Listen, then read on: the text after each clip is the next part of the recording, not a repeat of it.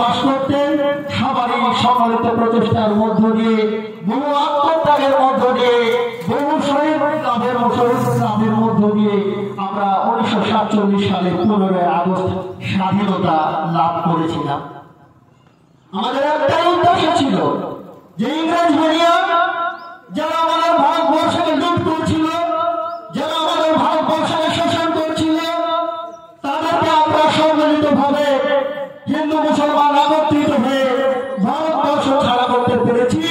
1947 সালে সেই দিনটি আমরা 15 আগস্ট প্রতি বছর পালন করে থাকি।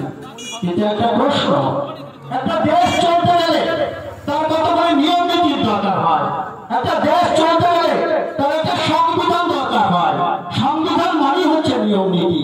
সেই সংবিধান রচনা করার জন্য নিশ্চয়ই আপনাদের নামটাও জানা আছে, ডক্টর আম্বেদকর, ভীমরাও আম্বেদকর, যাকে সংবিধান রচনার অন্যতম ব্যক্তিত্ব হিসাবে প্রতিষ্ঠা করা হয়েছিল এবং তাকে দায়িত্ব দেওয়া হয়েছিল সংবিধান রচনা। অর্থাৎ ভারতবর্ষ কিভাবে চলবে, ভারতবর্ষকে রাজতন্ত্র থাকবে না ভারতবর্ষে গণতন্ত্র থাকবে, না ভারতবর্ষে প্রজাতন্ত্র দিবস হিসাবে প্রতিষ্ঠা হবে, না ধর্মনিরপেক্ষ দেশ হিসাবে প্রতিষ্ঠা হবে।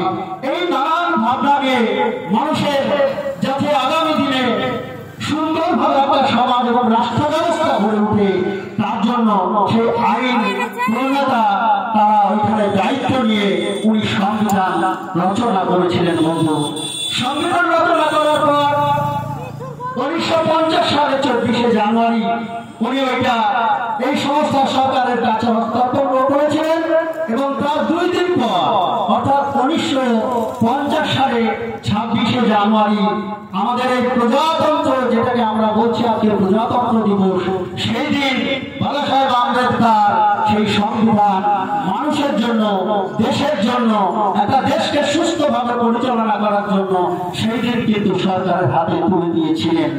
সেই দিন আমরা জানতে পারলাম স্পষ্টভাবে আমাদের দেশ ভারতবর্ষ কোন পথে চলবে। আমরা সেদিন জেনেছিলাম আমাদের ভারতবর্ষ একটা গণতান্ত্রিক সমাজতান্ত্রিক প্রজাতন্ত্র ও ধর্মনিরপেক্ষ, অর্থাৎ মানুষের দ্বারা নির্বাচিত প্রতিনিধির মধ্য দিয়ে এই সরকার পরিচালনা হবে। এখানে সবাই মিলেমিশে সরকার পরিচালনায় অংশগ্রহণ করবে প্রতিনিধিত্বের মধ্য দিয়ে, নির্বাচনের প্রতিনিধিত্বের মধ্য দিয়ে।